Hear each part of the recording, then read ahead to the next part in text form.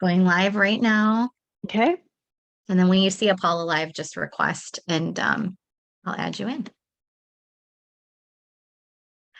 Hi, everybody. It's Friday. It's Beyond the Steps Day. Bree with Apollo here. Thank you so much for tuning in. I know many of you are kind of jumping on.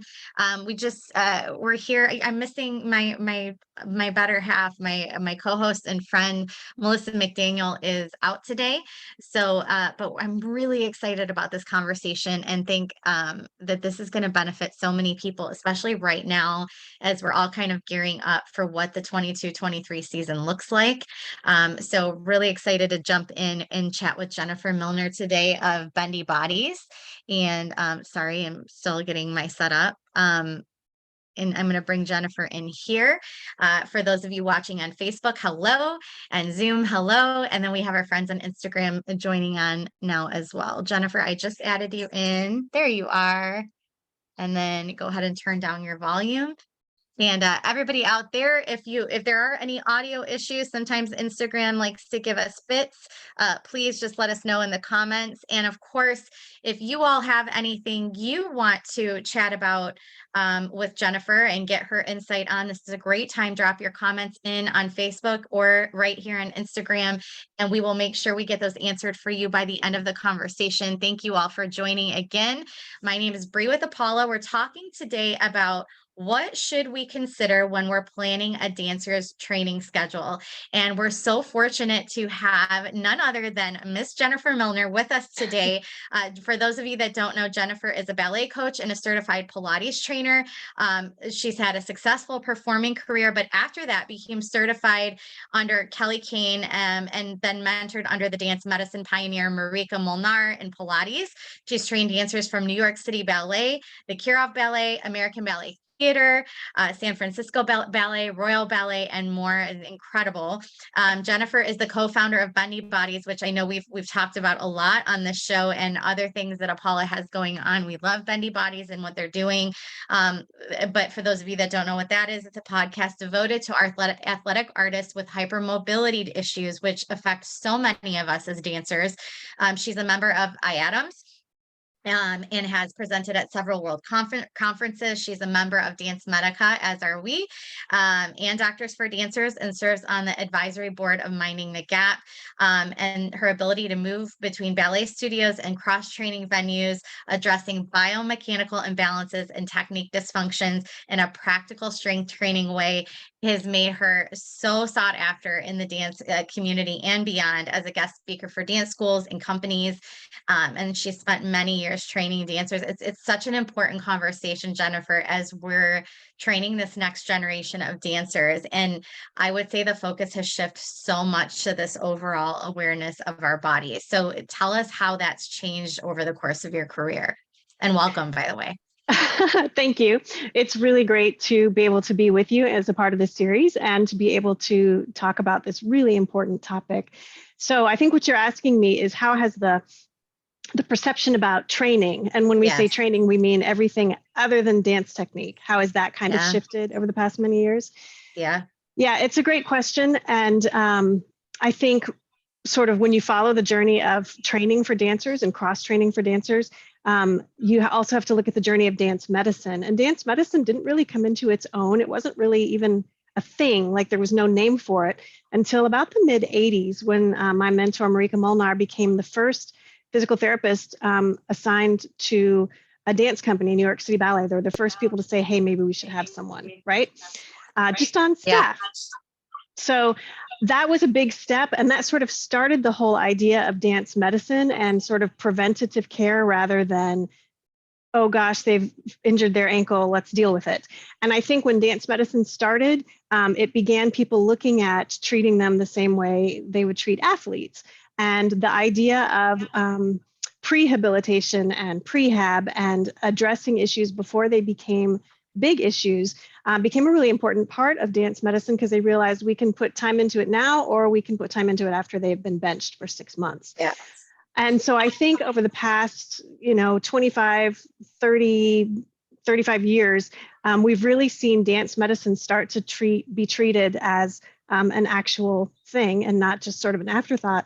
Excuse me. And with that came the, okay, well, if we want to do this, what do we do about that? And it became, I think, a slow trickle down of, rather than just people at New York City Ballet and Royal Ballet, it gradually began to move into the other studios and down into sort of the common dance population that, hey, we could do stuff to not get injured more. We could do stuff not just to not get injured, but to do better in dance. And I had a friend who once said, nobody will ever come to a dance injury prevention workshop unless they've already had an injury. It's so true. It is, but it's true. You don't start to think about it, and we're conditioned to think that way as dancers. It doesn't, I don't need to focus on it until it affects me. And because they don't want to lose the position, they know that somebody's waiting to come and take the spot. Right. So, Right. and in the past, they would lose the position. There wasn't a lot of protection there, preservation there. So it absolutely is true. Mm-hmm. But we found that if we took that idea of injury prevention, which everybody thinks it'll never happen to me until it does, but if we take that and twist it into performance enhancement and say, hey, let's take what you're doing and make it better, more people were interested in that and more people wanted to talk about it. So when we shift from let's make sure you never get injured to let's just make you a better dancer, let's make you a healthier, better dancer. We saw people going, oh, okay, let's do that. Let's talk about that. What's it going to take? And of course, the best embodiment of it is both making sure the dancers never get hurt by making them healthier, which makes them a better dancer now. So we've seen that shift sort of through the history of dance medicine to where it's much more commonplace. And when I was dancing in the late 90s and early 2000s, I started doing Pilates, and I would say maybe 25%, I would say 10 to 25% of dancers in my circles were doing cross training. It was definitely not something that everybody was doing and everybody was jumping in on. So, and now it's much more commonplace.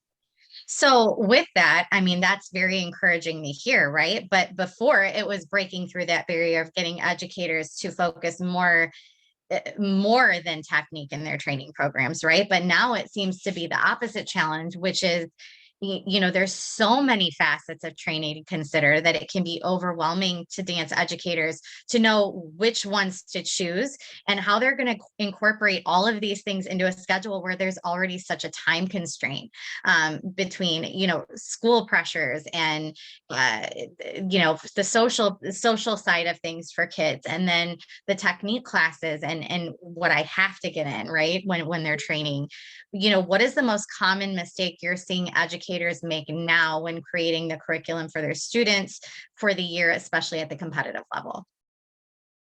I think the mistake that I see now is one that a lot of people make because we don't know what else to do, and we feel like we have to do everything.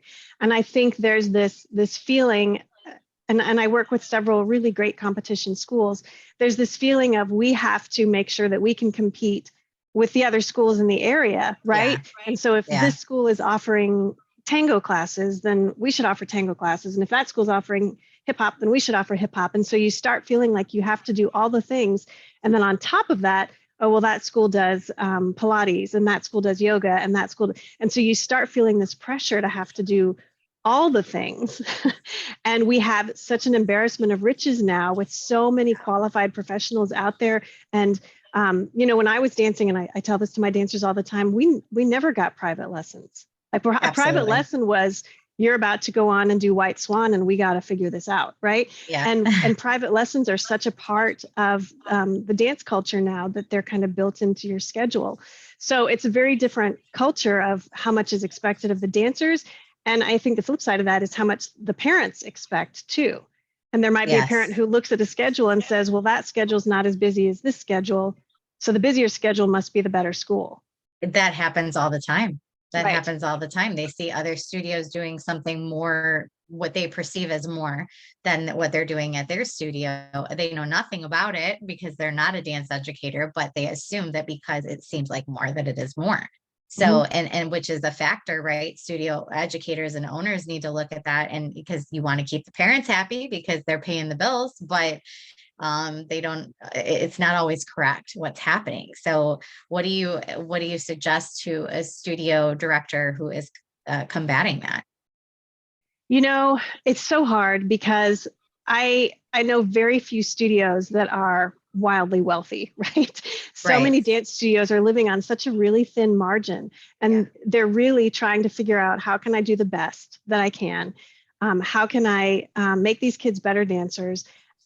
And how can I remain competitive as a dance studio, and helping my kids be competitive, helping them get ready for careers, getting them ready for college, whatever it's going to be.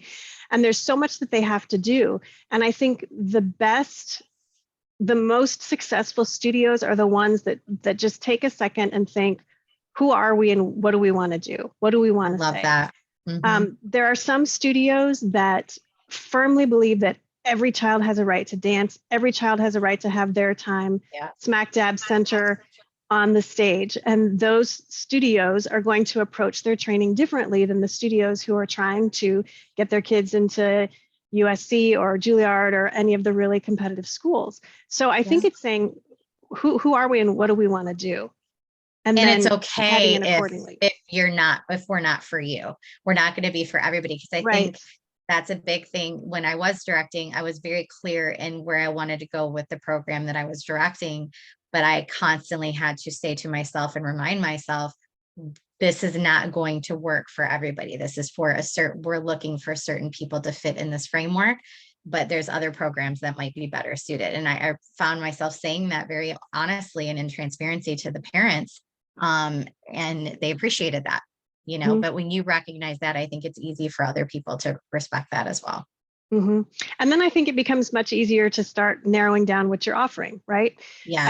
I think once you figure out what is your goal, what are you trying to do? If you're a pre-professional ballet studio, some studios are primarily training, and then their dancers do a Nutcracker and an end of spring show. And some studios want to give their dancers more performing opportunities, so they do a fall show and they try to do a few small shows in the spring.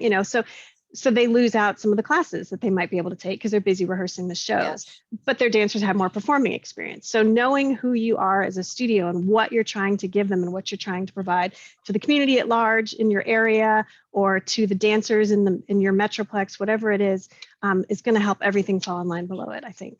Thank you. And just recapping what Jennifer said, the biggest mistake she sees now is people are trying to do everything and be everything and cram everything in.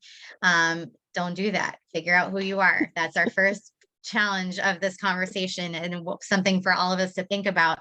But in that same vein, right, there's a ton of pressure out there. I kind of mentioned it earlier with social media and social pressures with their friends, and school demands. Homework is there's a crazy amount of homework, especially at the high school level at this point, demands inside of the home, right?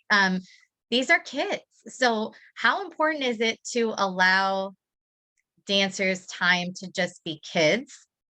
Or is it something that needs to be sacrificed to truly compete at a pre-professional level? What is the truth there? I think that if you ask 10 different people, you will get 10 different answers. Yeah. And my dancers know that that my motto is, I want to build healthy humans first and healthy dancers second. So I am never going to be the one that says, you have to live the life of the red shoes in order to be a successful dancer. I think that it's important to check in, and I'm speaking more to the parents now. It's important to check in with your child along the way and make sure they still feel the same as they go. And every year, exactly at this time, as my dancers come back from their summer programs, we sit down and our session is, what are we going to do for the next year? And we have this big, long discussion. And one of the questions is, what do you see yourself doing after high school? And I never say, where do you want to go to college, or what company do you want to dance in? Because I want to see what they're going to say. And sometimes they'll say, I want to be a vet, which lets me know they're enjoying dancing through high school, but they're not trying to prepare for a career. Or they'll say, I have to be in American Ballet Theater. Totally different approach to the year. And then the next year, they may have something different to say. So it's really important to check in with your dancers along the way and see if their personal goals have changed, maybe because they're burned out, maybe because they're feeling restless and they need to be pushed more. But checking in with them regularly to say, what do you want out of this? Or do you just enjoy the camaraderie in the community, which is not bad, right? It's wonderful to have a group of dancers that you bond with and that you suffer with and go through tech nights with and all of that stuff. And if that's what they want out of it, that changes how many extra things you try to pack in there. So I think the first thing is figure out what they want out of it, and then see how you can help them accomplish that while still balancing out the other part of their life. So if they do it for the social reason and just because they enjoy it, then it's going to balance itself out already. If they're doing it, go ahead. I think there's a stigma that the kids that just enjoy it and do it for fun are not, the educators tend to prefer people who are all, 100% in, and that is wonderful to have students that are that committed. But if you look at like the grand scheme of having a team, if you had a team of all intensely committed, 150% all in, that dynamic of that team might be very different and a little bit more toxic than a team that has a nice balance of the people that are comfortable being more in the middle and the back. And, they don't need to have the flashy solo part or what have you. So you have to think about dynamics too. Absolutely. I totally agree. And I think that once you can see that, then you can start to figure out how you can support your child or how the studio can support the kids. I know some studios that do lock-ins or sleepovers or things to help build camaraderie within it. And then I know some studios that will say, tonight's closed, you're not allowed to hang out with your dance friends, go have a pizza or something, and just give them this little bonus of something, and they'll run away and do what they want to do. So I think you can find that balance. Things are going to be sacrificed if you're looking to have a professional career. You won't be at all the football games. You won't be, you may miss some of the dances, but if that's truly what the dancer wants, then they'll find a way to balance that out in their life as well. I love that. Checking in with your student. Do you think that check-in should happen, obviously at the beginning of a season, but multiple times a year? Do you think doing that check-in at the halfway point is important too, or is it more at the beginning of the year? I think it's hard to do that check-in at the halfway point. When I walk into a class to teach a dance class, I can pretty well take the temperature of the class before we start. And if it's a week before Nutcracker, if I said to them, what's your temperature? They would all be flatlined, right? They'd be like, I hate dance. I never want to dance again. Yeah. But 2 weeks after it, or if they're in the middle of competition season, they're just trying to get through the days. But 2 weeks later, after they've finished and they've won some awards and they're rested, they'd be like, I love dance. So I think it's helpful at the beginning of the season. In the beginning or middle of the spring semester, if I feel like emotionally I'm seeing some changes, I might check in with them. But I have the fortune of working with dancers mostly one-on-one. So we have these conversations while we're working. Yeah. And which is also a really great, unique opportunity for you. It is hard when you have a big group of kids that you have to manage, and they're all individuals, right? You have to talk to them and treat them like individuals. So, it is a challenge, and we recognize that. For all the studio educators out there, we see, we know your job is tough. So I am Bree with Apollo. For those of you just joining, this is Beyond the Steps. We're chatting today with Jennifer Milner, and we're talking about the things that we need to consider when we're crafting our schedule for our dancers, especially those that want to have that pre-pro mindset and want to do dance later in their life. How do we craft that curriculum for them? What are the things we need to think about? Jennifer, we know with training, consistency is key, but is it better to incorporate a non-technique class once per month or as a master class rather than not at all? An example, a class focus, we've talked a lot on the show about mindset skills, and I know that's a hot button topic this past year, especially. We're more aware that mindset is such an important skill. Fostering a growth mindset is such an important skill for dancers, right? And we see studio educators incorporating that more into the curriculum, but also being realistic. We only, if you're working with 7 hours a week and, 5 or 6 of those hours are eaten up with, technique classes, how do you use this last hour wisely? You can't do mindset every hour, right? Every hour, with that free hour every week, you have to put other things in there, cross training, stretch, yoga, Pilates. There's so many things, right? So what, is it better to do that when you can, or not at all?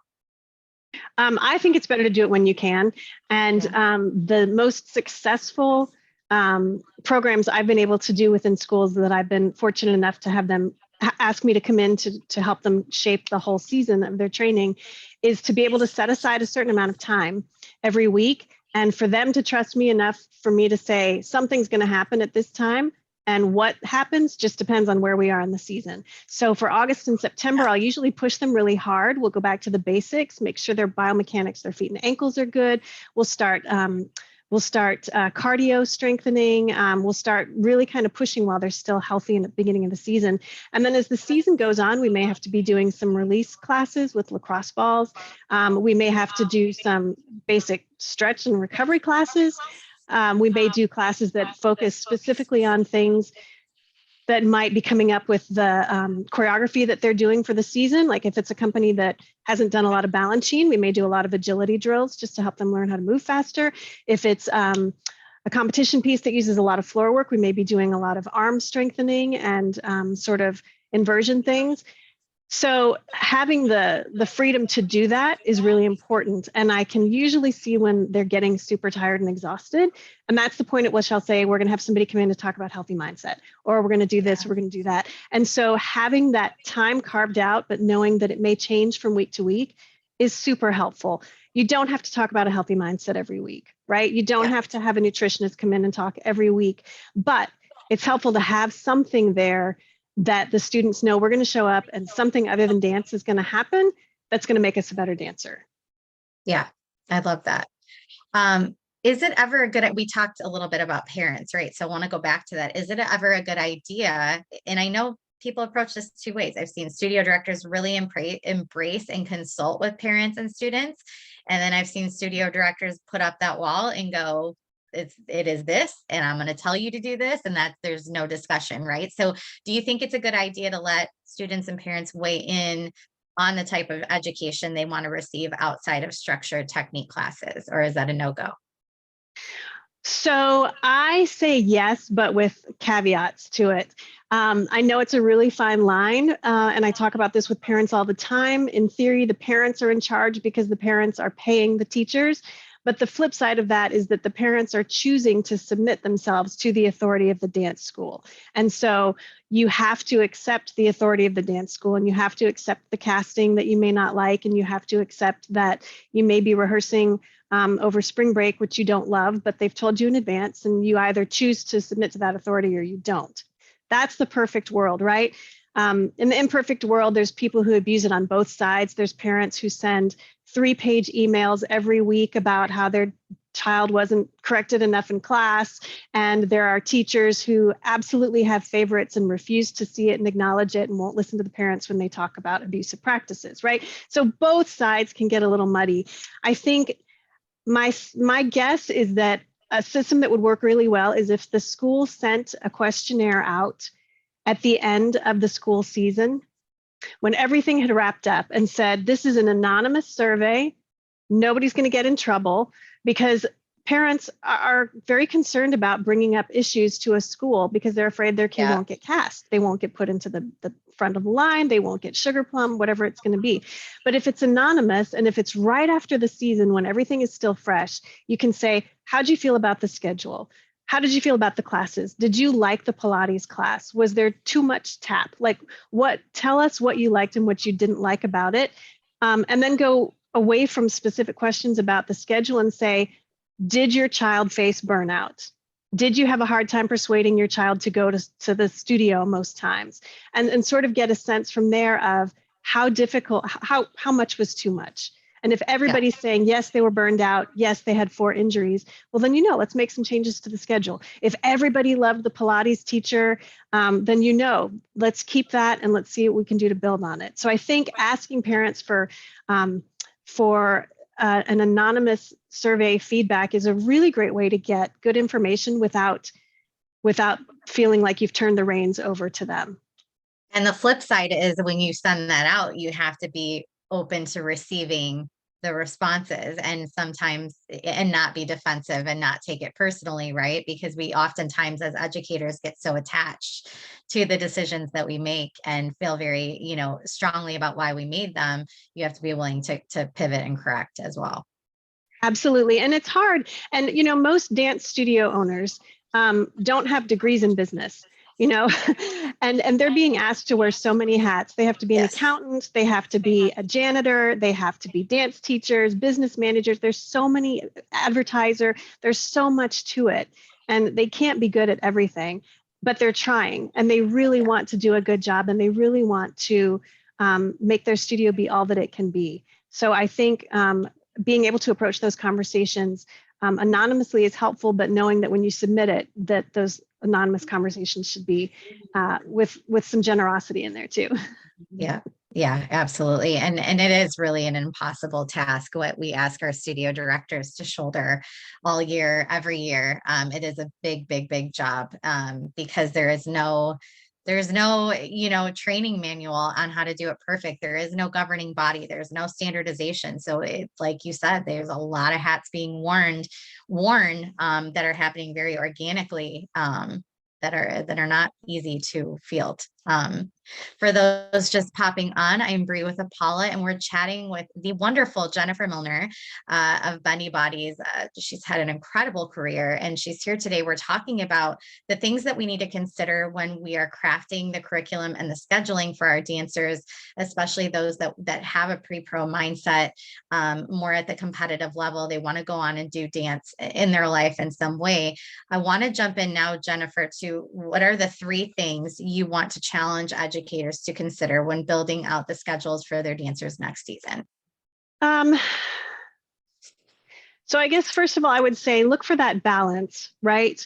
Look for the balance where you are pushing them and staying competitive, but you are not overloading them just for the sake of overloading them. That would be the first one. And the second one would be, think long-term rather than short-term.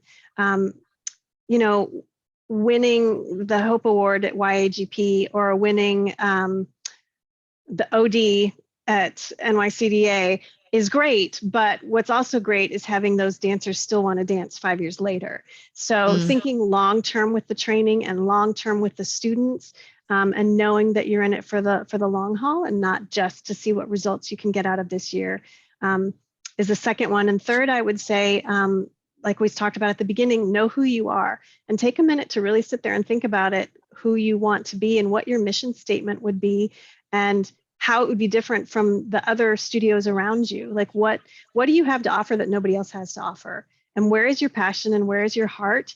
And how will that define the choices you make about your scheduling? I like that a lot. That's a good one to consider, because you may be able to offer something that somebody down the street can't, and you just take that for granted. You don't even think about that because it's just automatic with you. Do you recommend keeping, I think I know the answer to this based on what you said earlier, but do you recommend keeping the schedule all year long, or is changing it up good? I think changing it up is great. And I think having a regular schedule is super helpful. I know that there are some studios that send out the schedule that say, for the rest of the year, here's what it is. Rehearsals are Thursday night and Saturdays. And the parents know ahead of time, this is what it's always going to be. And that's hugely helpful because you have that consistency. With that framework, though, giving yourself permission to cancel some of those rehearsals if you feel like it's too much, or to change classes around if it's too much. If a studio is in the midst, if a ballet studio is in the midst of rehearsing Nutcracker and a teacher walks in and sees how exhausted they are, she'll say, take off your point shoes and we're going to do floor bar instead. And not being afraid to say we're not going to do point class tonight. They've done enough of that. Let's do something else that they need instead. And with competition studios, where the competition season is, what's coming up on the plate. So trying to build into your schedule weekends, that chunk of 2 or 3 months is going to be intense and it's going to be hard and it's going to be difficult, but telling the parents ahead of time, we're going to try to keep these spaces open for you. We're going to try to give you, every time you have a competition, we're going to give you that Monday off. Now, not many places do that, but I would love it if they would. And just say it's okay to not dance and take a minute and to just kind of step away from it for 24 hours, right? Or one Monday a month during competition season, you're going to take that day off and let them recover and do some laundry. Well, competition convention hangover is very real. I don't care what anyone says. That is a thing. It should be a technical term. It is absolutely a thing. It is. And, I see the kids go into it and they're so excited and they're so happy and they've got their high ponies and their bows and their lashes and like they're ready and they're going. And then by Sunday afternoon, they're downing those pixie sticks, trying to stay awake and just keep going. And then by Monday morning, the moms are drinking triple espressos just to get the kids to school. Well, and it wipes you out for it wipes you out the whole week. It literally is the entire. So yeah, it would probably be smarter for all of us to just go, you know what, just take one day off. Mm-hmm. And it would probably be more efficient too, rather than having half of awake dancers for 2 or 3 days. So I would love if you could see a structure to your schedule and then find space in it that can adjust to. And this is something that I talk about with my dancers individually. When we look at their schedule at the beginning of the year, like right now, as they're getting their schedule, I say, okay, let's look at your schedule. And this is mostly pre-professionals, because in some ways, teenagers and pre-professionals have it much harder than professionals because they're also in school and they're also at the mercy of their parents as far as when they can get places and not get places. Like there's a lot more they can't control. Yeah. So we look at their schedule and I say, okay, Monday night you have contemporary, leaps and turns, and rehearsal. Tuesday night you have ballet and rehearsal. Wednesday night you have contemporary. Thursday night, and we look at it and break it down and I say, okay, here's one night where you never have rehearsal scheduled. So if you have a big test coming up or if you're exhausted, that's the night you're going to take off. So just know in your head, Wednesday night is the night that you can call in sick. And it's so much better to give yourself that escape valve before you need it than to keep pushing yourself and pushing yourself and pushing yourself and think, I can never call in sick. I can never not show up. So looking at that big schedule and saying, okay, that might be my out. If I need it once or twice a year, to say that's the night where I just can't come. And the flip side of that too is if teachers could look at school calendars, and I know there's a lot that we can't do. We can't cover when conventions happen and such, but some schools I know will look at when AP testing is happening and try not to schedule performances during that week, which is hugely helpful because then the students aren't kind of torn in two places. So trying to look at things like that as well will mean that students have a little more buffer in their times. Yeah, I love that idea too. And I know the challenge out there too is like the studio that I was at, we had multiple districts that attended, and of course they're never on the same page, right? Like they're all different in their scheduling. So obviously doing what you can and factoring those things in when you can is helpful, but I know that there's also challenges that come with that. So the last question we're kind of talking about as this pertains to older dancers and dancers that are in high school, but there's a lot of kids now that are, I know I want to be a dancer. I know they're incredibly talented and the work ethic is bananas crazy good. Like they're so disciplined at such a young age now. What do you, does any of this advice change when we talk about that 12 and under demographic? When we talk about the 12 and under demographic, I make sure that the parents are always in the room with me and that I'm having the conversation with the parents as well. And I think for that age, it's educating the parent to see signs of the child being burned out. And so the conversation I have with my 9 to 12-year-olds is to learn to identify what they're feeling and to be able to speak up about it. So they feel safe talking to their parents and saying, I'm exhausted, or there's something really toxic in the dressing room. Can you help me figure out how to handle it? Or my ankle really hurts, but I don't want to tell my teacher because I don't want her to pull me out of the piece. So learning at that age to recognize what's going on in your body and being able to talk about it with your parent, with a safe person, I think is really huge to figuring out how to be an autonomous and healthy dancer further down the line. First step is figuring it out and being able to voice what it is. Later, when you get older, it's learning to speak up for yourself. But at that age, you absolutely have the right to have that guardian, that advocate speaking up for you. Do you think, I run into this a lot with the with teenagers, right? They should be able to have a conversation, but it's a big challenge for a lot of them, probably because our mode of communication is shifted to text messaging and social media and all of those things, that having a face-to-face conversation can be very overwhelming for those kids. Should it be expected that, and I operated this way, so I'd be curious to hear your thoughts, but if you're, 13 and up, you're coming into my office and we're going to have, this conversation is going to be had with us. Like, your mom isn't going to speak for you. So come in and have the conversation. How do you feel about that? I appreciate that expectation that the teenagers learn to speak for themselves. Having seen my dancers be super overwhelmed with it, and thinking about some of my younger dancers who have been in abusive situations with dance teachers, I think it is perfectly appropriate. And I would expect, if I were dealing with especially a 13, 14, 15-year-old, that as a parent, I would be in the room as well. And I would expect my child to be able to speak and to do the speaking up. But if they had been traumatized, obviously, then I would absolutely feel okay advocating for them. If they're looking for, like my daughters are older, they're 15 and 17, and they dance. And if my 17-year-old wants to be considered for a part, I expect her to go into the studio and say, I would like to be considered for a part. I'm not going to say, dear so-and-so, please consider, So I expect them to learn to speak up for themselves. But I do want them to understand that their parent is absolutely standing with them and hearing the same words, because this is important too. We'll get in the car after they've had an evaluation, and what they hear is different than what I heard, because dancers are programmed to hear the bad things. And I have to say, but remember, they said this, this, this, and this as well, which is really good.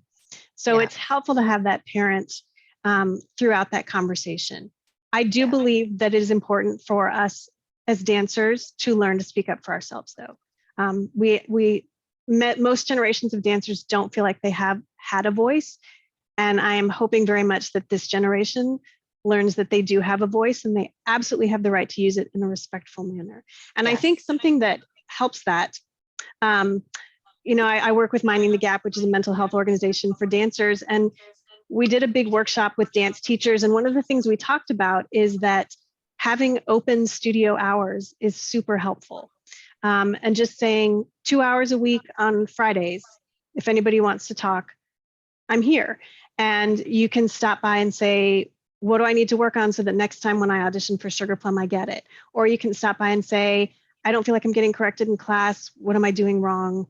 And the teacher will be like, you're so good, I don't have to correct you, or whatever it is. But fostering sort of an open door with boundaries makes them feel much more likely that they could come to you and talk to you. So it is that open door policy. If you want kids to be able to advocate for themselves, you have to give them the opportunities to come and talk with you, and not shut that out. And I can't stress that enough. So thank you for saying that. I want to move. We like to give homework. So every week we give our viewers and our listeners one thing they can do between now and next week to improve in some way, or give them some perspective in some way. So what is your one challenge to them right now, starting this week, when they're working on their schedules for the new year? So I guess if we're talking to studio owners and teachers, I would say, get your mission statement, figure out who you are. It's such a big one, and it should define everything that you do. Look at that statement, and every decision that you make, bringing in a guest choreographer, adding another trio and 4 more group dances, is that in service to your mission statement? Are you contributing to whatever you're trying to contribute to when you are making those choices? And as you look at that schedule, if you really stop and add up, what's my level 6 hours per week? What's my level 7 hours per week? If you actually stop and add it up, it might surprise you and make you go, holy crap. I mean, I have 9-year-olds that dance 25 hours a week. Yes. And it's a lot. And so when you really stop and confront it, and then compare that to your mission statement, I think you might start making different choices. Let's do 2 less group numbers, so that the group numbers we do are going to be amazing, and they learn how to dance really well together, and they're going to feel really good about what they're doing. or So what. that's a great point. But how do you, so if you have some parents that are in that boat that like we talked about earlier, there's some parents that are like, I love that quality over quantity, right? That concept of quality over quantity. I love that. But then you've got the parents that are like, their kids are really great. They're really talented. They have an amazing amount of potential, but they just want more, more, more, more. And all of a sudden you're like, I'm not giving you the more. And they don't want to see why. What is your advice for that? Like, do you say we're just not for you, or how do you balance that out? Yeah, you know, I know when I work privately with people, I'm not for everyone. And I can absolutely say, if you guys want this instead of this, absolutely, it's totally fine. No hard feelings. I'm happy that you go find someone else to work with. And I think it's okay for studios to feel that same way, like we talked about earlier. I think that if you really believe in your mission statement, that you will inspire people to stick with you. And when I start working with dancers, I work a lot slower than they probably want several times. And I'll say, give me 4 sessions. And if you don't like what's happening and what's changing, well, then don't worry about it. Go on, but give me this much time. And if studio owners can say, here's my mission statement, let's talk about it. Give me this. And I promise you, your kids will be happier, healthier, and more ready for those college auditions in January, or whatever goal that it is that they're trying to get to.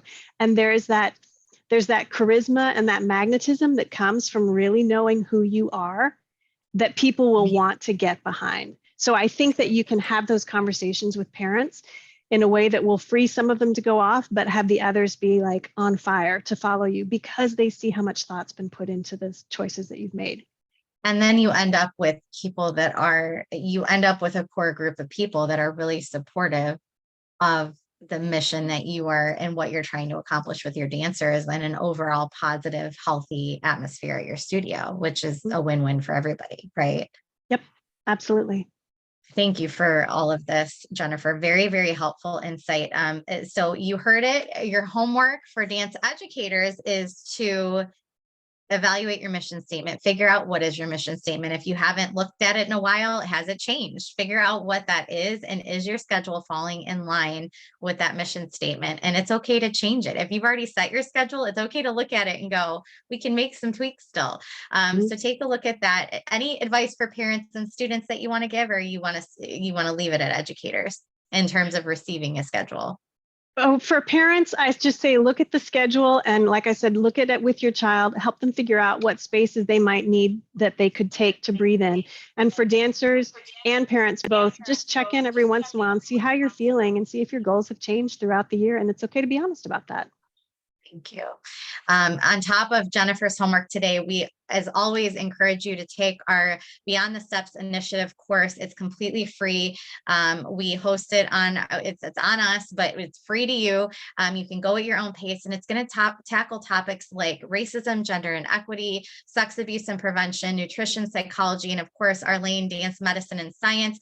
Every module was curated by experts in their field, and based on evidence-based research and information. So again, it's a great foundation for you, especially important if we're working with children to creating these safer, happier, healthier dance spaces. We also encourage you to check out our friends at YPAD, Youth Protection Advocates in Dance. They have a certification course that we recommend everybody take if they're educating dancers. And we have a 25% off code for you today with Apollo25. That's all capital letters. And I put that in the chat here on Facebook. I will link it in Instagram as well when we're done. Jennifer, tell everybody out there how they can get a hold of you, because I know that you offer so many things to the dance community. So tell people how they can find you. Well, you can find me on Instagram at Jennifer.Milner, Milner. And you can find me on Facebook at Jennifer Milner Bodies in Motion. And my website is Jennifer-Milner, and that's a great way also to get in touch with me, to see what kind of things I teach and to figure out how to find me. And then, of course, my Bendy Bodies podcast, which is for hypermobile artistic athletes. I do that with the founder of Bendy Bodies, Dr. Linda Bluestein, and we are at Bendy_Bodies on Instagram. It's a great way to find us, or on any of your favorite streaming platforms for podcasts. And you have a blog too, right? I do. On my website, I have a blog as well, and I've got some guest writers from there as well. Awesome. So everybody needs to go follow Jennifer. You need to get with Bendy Bodies. It's a great resource. It's just to continue to follow Bendy Bodies and listen, and they're just doing incredible things for the dance community. We've had Dr. Bluestein on several times. She's a good friend, and we love what you all are doing. So thank you for being here today. For those, we're going to be back next week. But for those tonight that are available, you're home. If you don't have anything to do, Paula is re-airing on Shark Tank on ABC tonight. It's happening a little sooner than we expected, but we are so excited, so humbled. We remain very grateful for the opportunity. But you can see Casey and I on Shark Tank tonight. We aired April 1st, and again, they're re-airing at 8 p.m. Eastern, or check your local listing. So with that, everybody do your homework from Linda, or not Linda, I said Linda, from Jennifer. I have Linda Bluestein on the brain, but do your homework from Jennifer, evaluate that mission statement, share this conversation, because that is how we really start affecting change. Give this information to somebody that might be struggling, that might need that extra reassurance on where they're going with that schedule this year. Scheduling is a kind of a nightmare for studio directors. So hopefully this conversation helps a little bit. Jennifer, we hope to have you back. Everybody out there, again, do your homework. Until then, we hope you continue your journey beyond the steps, and everybody have a great weekend. Bye. Thank you so much, Jennifer. Thank you.